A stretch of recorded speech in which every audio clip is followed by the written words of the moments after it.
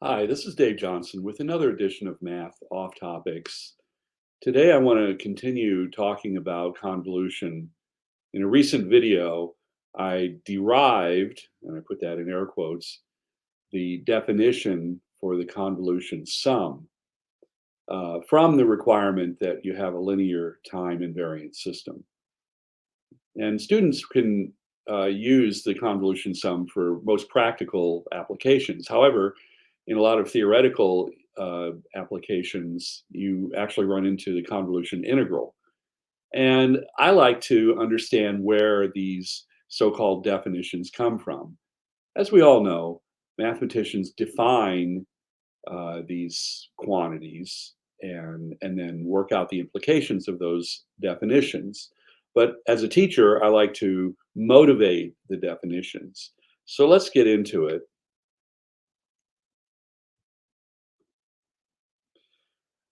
So this is the expression for the convolution integral. If you convolve f with g as a function of t, and t here is usually representing time, you have an integral from negative infinity to positive infinity of f of tau g of t minus tau d tau.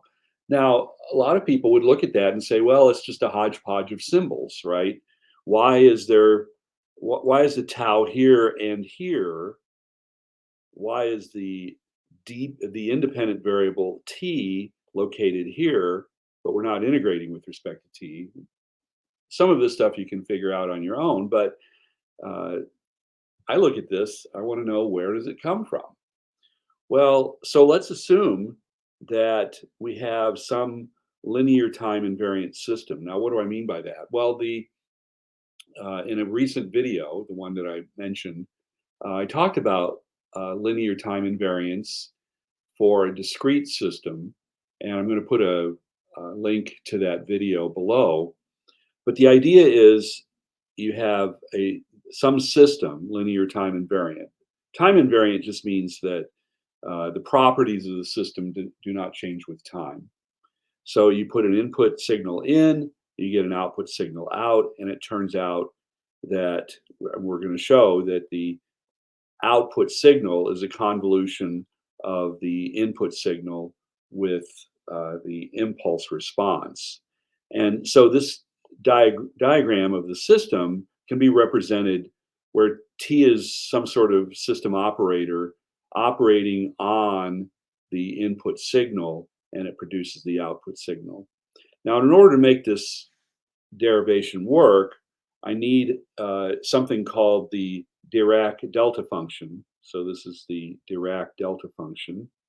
There's a discrete version of it, which I talked about in the other video, but the continuous version of it is a little bit more complicated. And so we need the property, the main property of the Dirac delta function, which is its sampling property. So let me write it down. And so x of tau delta of t minus tau d tau. Now, what is this really saying? Well, what it's saying is that um, so the Dirac delta function is basically a spike located at some position. In this case, it's located at the position tau on the number line.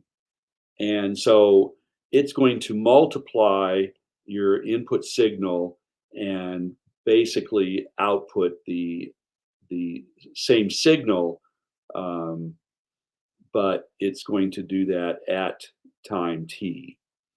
So again, this is described in more detail in the other video. It's also described elsewhere. So we need this in order to make this derivation go.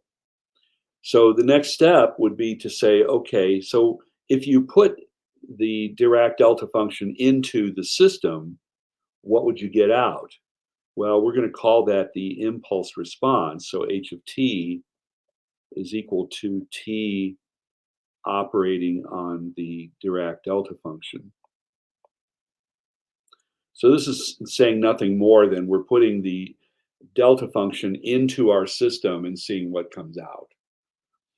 And next, I want to do the time invariance part. So h of, let's say, uh, t minus tau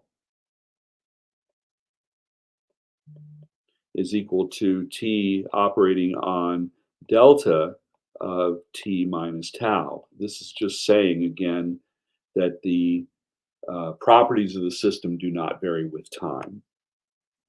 Now we're going to multiply both sides.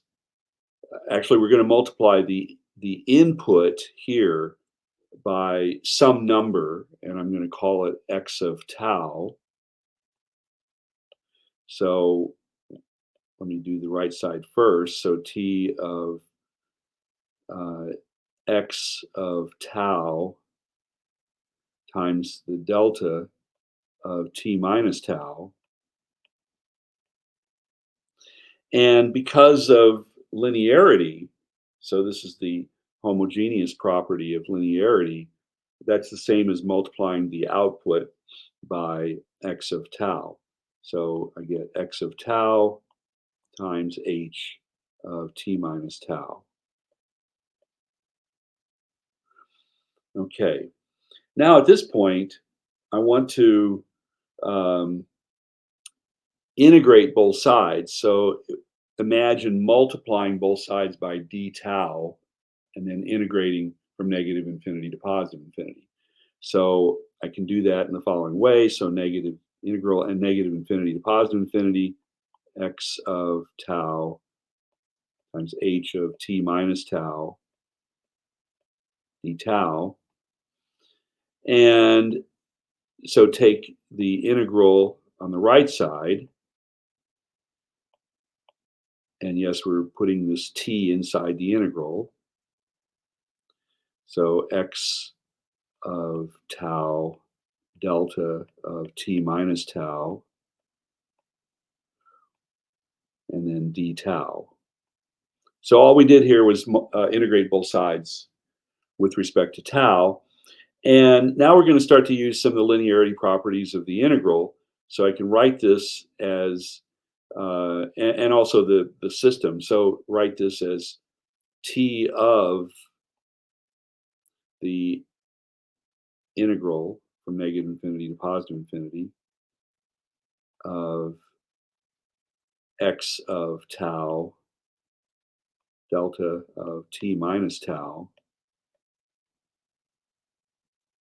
d tau. And but what is this?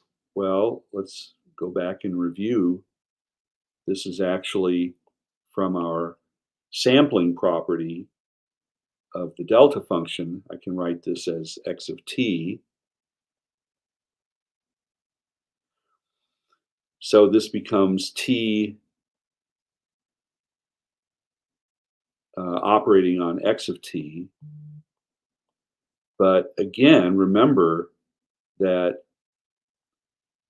t operating on x of t is your y of t. So this is going to be y of t.